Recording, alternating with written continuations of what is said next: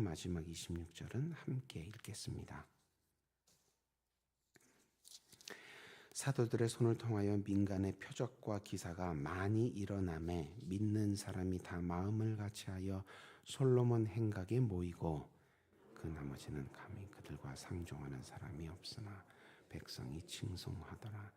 믿고 주님께 나오는 자가 더 많으니 남녀의 큰 무리더라. 심지어 병든 사람을 메고 거리에 나가 침대와 유 위에 누이고 베드로가 지나갈 때에 혹 그의 그림자라도 누구에게 덮일까 바라고 예루살렘 부근에 수많은 사람들도 모여 병든 사람과 더러운 귀신에게 괴로움 받는 사람을 데리고 와서 다 나음을 얻으니라. 대제사장과 그와 함께 있는 사람 즉 사두개인의 당파가 다 마음의 시기가 가득하여 일어나서 사도들을 잡아다가 옥에 가두었더니 주의 사자가 밤에 옥문을 열고 끌어내어 이르되 가서 성전에 서서 이 생명의 말씀을 다 백성에게 말하라 하매 그들이 듣고 새벽에 성전에 들어가서 제사장과 그와 함께 있는 사람들이 와서 공회와 이스라엘 족속의 원로들을 다 모으고 사람을 옥에 보내어 사도들을 잡아오라 하니 부하들이 가서 옥에서 사도들을 보지 못하고 돌아와 이르되 우리가 보니 옥은 든든하게 잠기고 지키는 사람들이 문에 서 있으되 문을 열고 본즉 그 안에는 한 사람도 없더이다 하니 성전 맡은 자와 제사장들이 이 말을 듣고 의혹하여 이 일이 어찌 될까 하더니 사람이 와서 알리되 보소서 옥에 가두었던 사람들이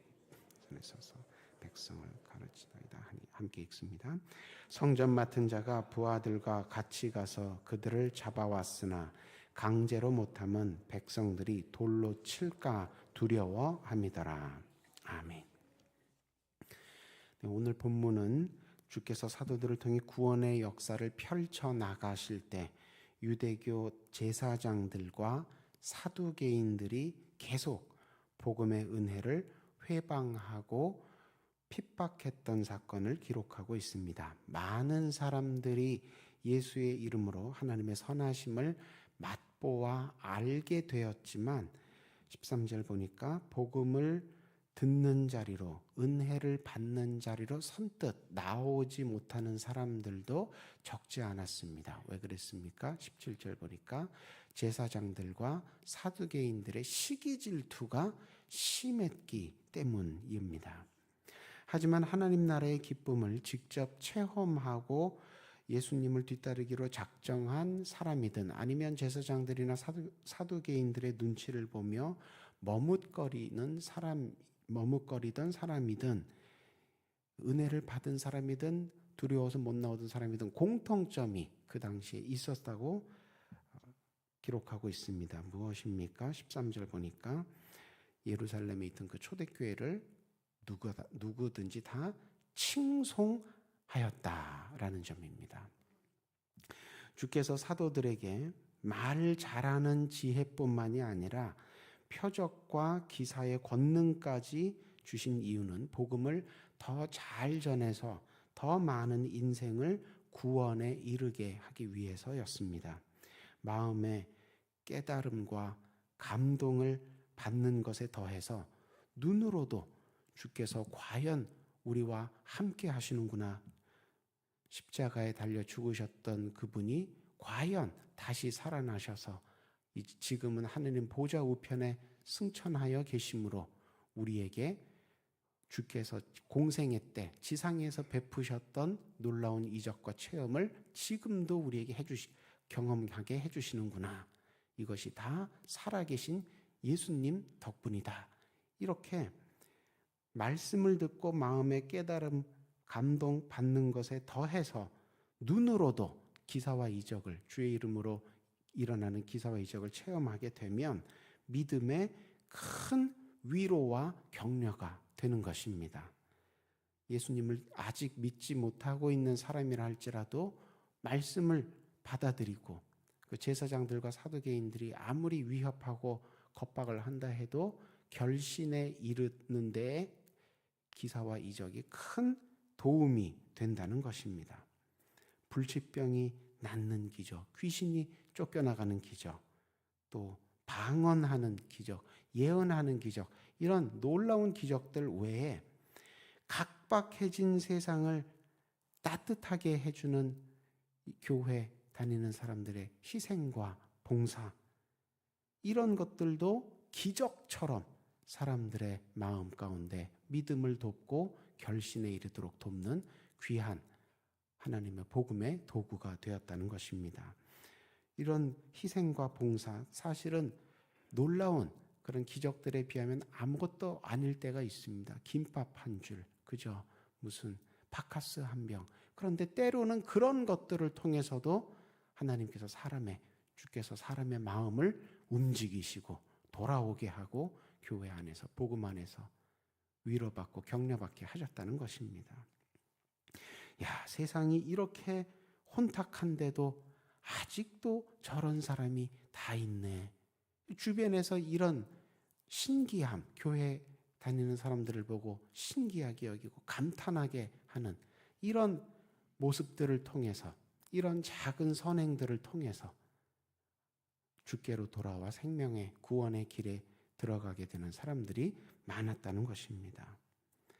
때로는 답답한 마음, 또 인생 살다 보면 인간관계가 답답하게 어렵게 될 때가 있지요.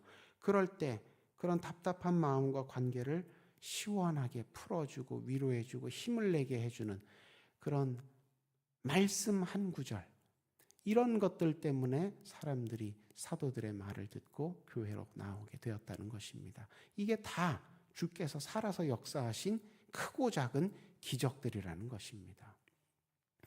우리말에도, 속담에도 말 한마디에 천냥빚을 갚는다고 하는데, 정말 복음의 말씀 한마디가 천냥빚 정도가 아니지요. 사람의 인생을 바꿔놓는 경우가 있습니다. 사람의 지혜로 그렇게 쓰러져 있던, 마음이 깨지고 낙심하고 상처받았던 그 사람이 어떻게 사람의 말로 일어설 수 있겠습니까?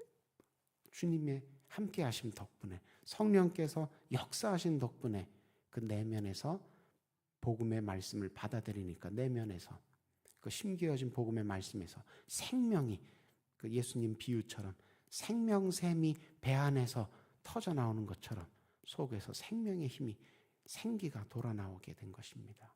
그러니까 이것이 다 주께서 말씀을 통해, 성령을 통해 초대교회를 통해 사도들과 성도들을 도구로 쓰셔서 일으키신 생명의 기적, 구원의 기적이었던 것입니다. 오늘날도 그렇지요. 제가 청년들이나 혹은 어느 교회에 가든 캐치프레이즈처럼, 슬로건처럼 말씀드리는 것 중에 하나가 66분의 일을 감당하자 하는 것이, 그런 말을 제가 종종 합니다.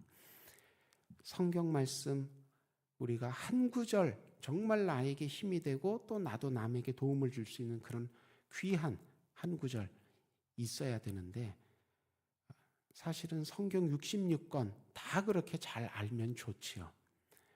성경 66권을 다 잘 알면 좋지만 그럴 수가 없으니까 신구약 66권 가운데 한 권만이라도 내가 깊이 묵상하고, 그래서 내가 그 말씀에 많은 은혜를 받고, 그래서 나도 하나님 앞에 은혜를 받지만 다른 사람에게도, 하나님 은혜가 필요한 많은 사람에게도 내가 다른 건 몰라도, 그게 마태복음이 됐던 로마서가 됐던 창세기가 됐던 그 한 권 가지고는 다른 사람을 도와줄 수 있는 그런 정도로 말씀의 생활을 하자, 그런 뜻입니다.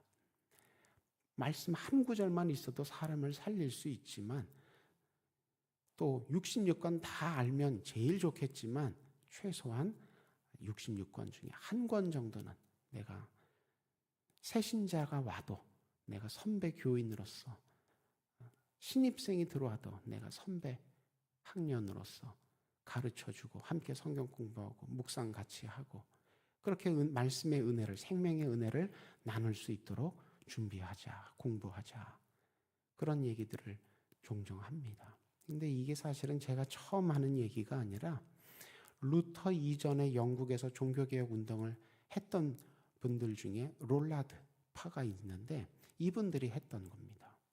예전에는 영어 성경 번역해서 가지고 다니면서 말씀 생활하면 이단으로 체포되어서 화형당하던 그런 시절이 있었습니다. 그래서 영어 성경을 못 갖고 다니니까, 그렇다고 어려운 라틴어 배워서 성경 공부할 수도 없고 가르쳐 주지도 않습니다. 신학교나 가야 배울 수 있는데 아무나 또 신학교 그 당시에 못 들어갔지요.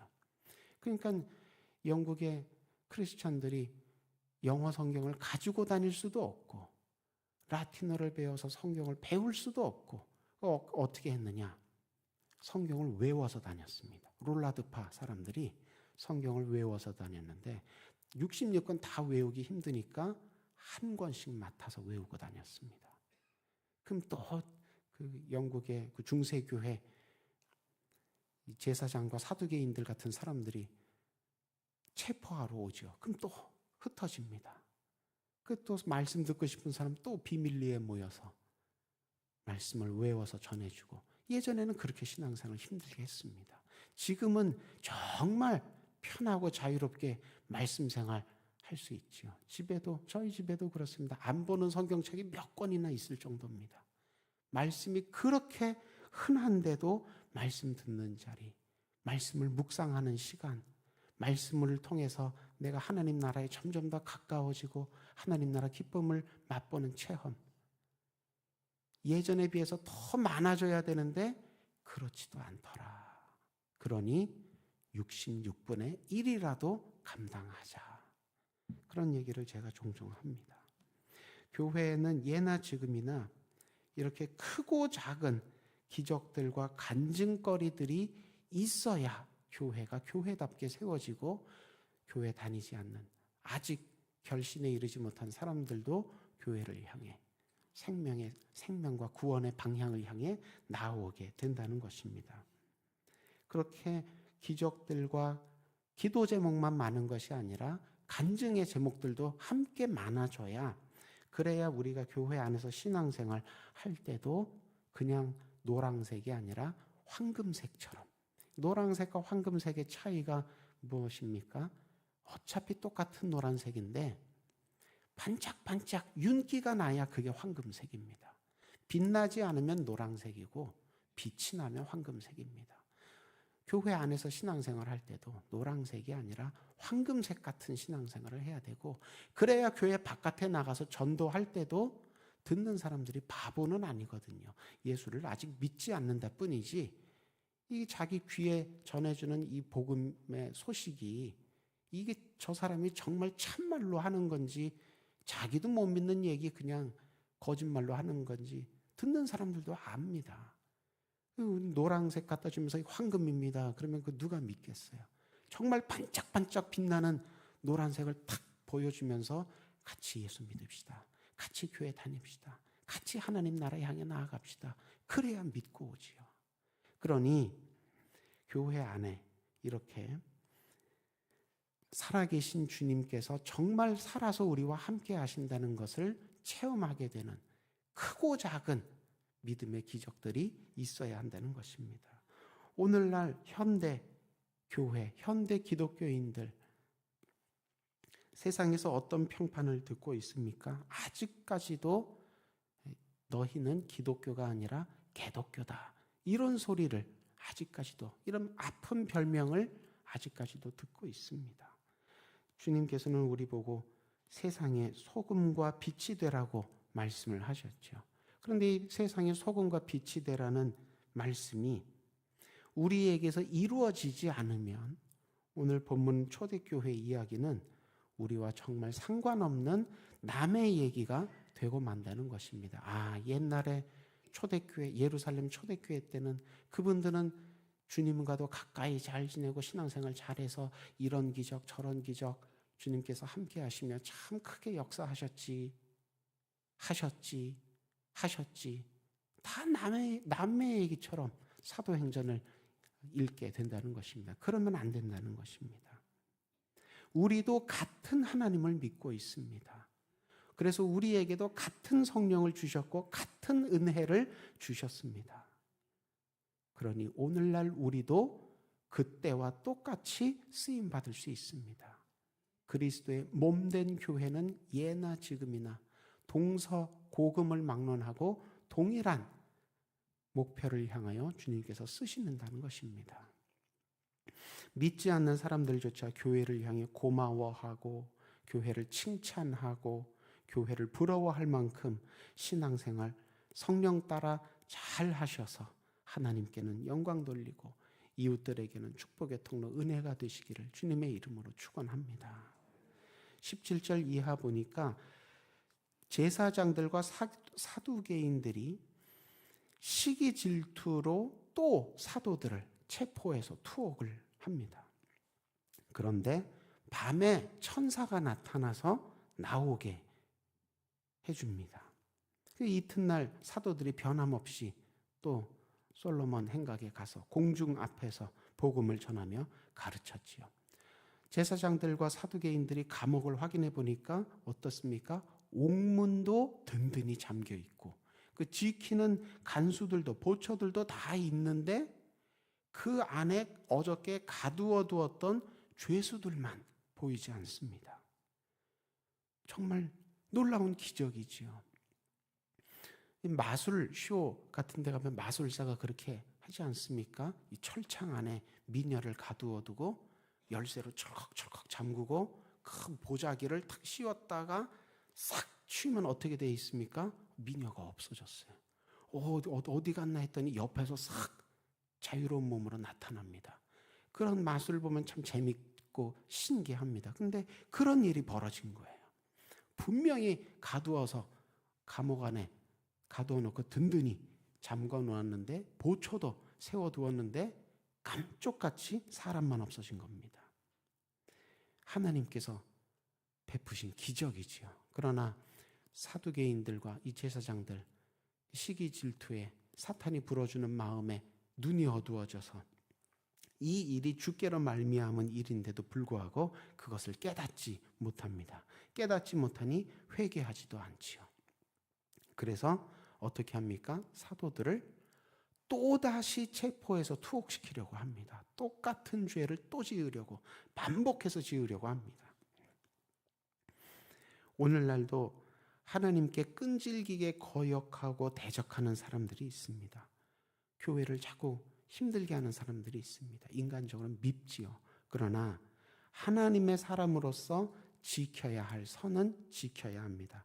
내가 하나님인 양 밉다고 내가 하나님인 양 그 사람을 함부로 심판하고 정죄하려고 하면 안 된다는 것입니다. 우리는 하나님께로부터 직분과 사명을 받아서 보내심 받았을 뿐입니다. 그러므로 우리가 받은 직분과 사명대로 주의 이름으로 평안을 빌어주고 복음을 전해주고 회개하고 구원에 이르도록 도와주어야 합니다. 그것이 우리가 받은 직분과 사명입니다.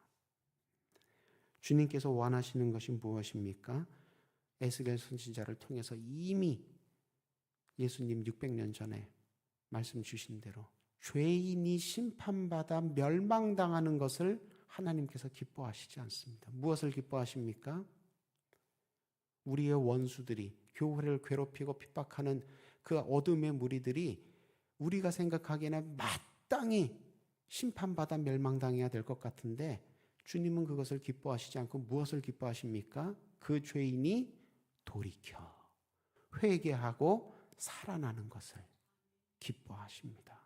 그런 주의 일을 하라고 우리를 보내신 것입니다. 때로는 주님은 우리가 이런 주의 일을 고난 속에서 감당하게 하실 때가 있습니다. 오늘 본문 사도들처럼 감옥 안에서 자꾸 감옥에 갇히는 그런 고난 속에서 이런 주의 일을 감당하게 하실 때가 있습니다. 그럴 때 왜 하나님 이번에 천사를 안 보내주십니까? 왜 기적을 통해서 안 도와주십니까? 불평하면 안 됩니다. 우리를 혹시 잊으셨나? 혹시 내가 부족해서 하나님 도구로 쓰이기 부족해서 하나님이 나를 버리신 건가? 이렇게 의심해서도 안 됩니다. 그저 인도하시는 대로 순종해야 됩니다. 그리고 내가 있는 그 자리에서 내가 해야 할 충성만 다하면 됩니다. 소망을 버리지 말아야 합니다. 감사를 잊지 말아야 합니다. 왜 그렇습니까? 주께서 다 알고 계시기 때문입니다. 우리가 어떤 어려움을 겪고 있는지, 누가 우리를 괴롭히는지 주께서 다 알고 계시고 이미 예비하셨습니다. 이 다음에 어떻게 무슨 말을 하고 어떻게 행해야 할지 이미 예비하셨고, 또 우리와 믿음의 길 늘 함께 하시며 힘이 떨어지지 않도록 해주시기 때문에 우리는 세상에서 어떤 파도가 우리를 쳐서 흔들든, 파도가 쳐서 흔들리니까 이 배가 내가 탄 배가 깨질 것 같고 뒤집어질 것 같고 두렵지요, 무섭지요. 그러나 믿음을 가지고 나를 보내신 그곳에서 순종하고 충성하고 감사 찬송하고 소망의 기도를 해야 하는 것입니다. 그때 무엇을 체험하게 됩니까? 그때처럼 지금도 주께서 우리와 함께 하시는구나, 주님의 손을, 주님의 함께 하심을 체험하게 되는 것입니다. 사실은 그 맛에 신앙생활 하는 겁니다. 신앙생활 한다고 고난을 겪지 않습니까? 아닙니다. 신앙생활 하는데도 고난을 겪습니다. 그런데 무엇이 다릅니까? 그 안에서, 고난 안에서, 그 어두움 가운데서, 그 괴로움 가운데서 세상 사람들 어떻게 그렇게 사느냐, 그렇게 근심하고 걱정만 있을 것 같은 그 안에서 반짝반짝 말씀이 빛나고 기도가 빛나니까 성령의 부르심이 반짝반짝, 그러니까 황금색 같은 신앙생활을 하게 되는 것입니다. 그런 체험들이 있어야 한다는 것입니다. 그리고 그런 체험들을 지금도 우리에게 주고 계시다는 것입니다. 이 한 주에도 여러 가지 일들이 있으셨겠지만 한 번도 모른 척하지 않으신 주님 덕분에, 주님께서 우리를 품 안에 안으시고 한 번도 내치지 않으셨기 때문에 우리가 오늘 여기까지 올 수 있었습니다. 부어주신 은혜와 능력에 감사하며 찬양하고, 또 채워주실 은혜와 능력을 소망하고 기도하며 주의를 향해 은혜로 한 걸음 한 걸음 나아가시는, 그래서 또 기쁘고 복된 주일 주님 앞에 기쁘고 복된 예배자로 세워지는 저와 여러분 다 되시기를 주님의 이름으로 축원합니다. 기도하겠습니다.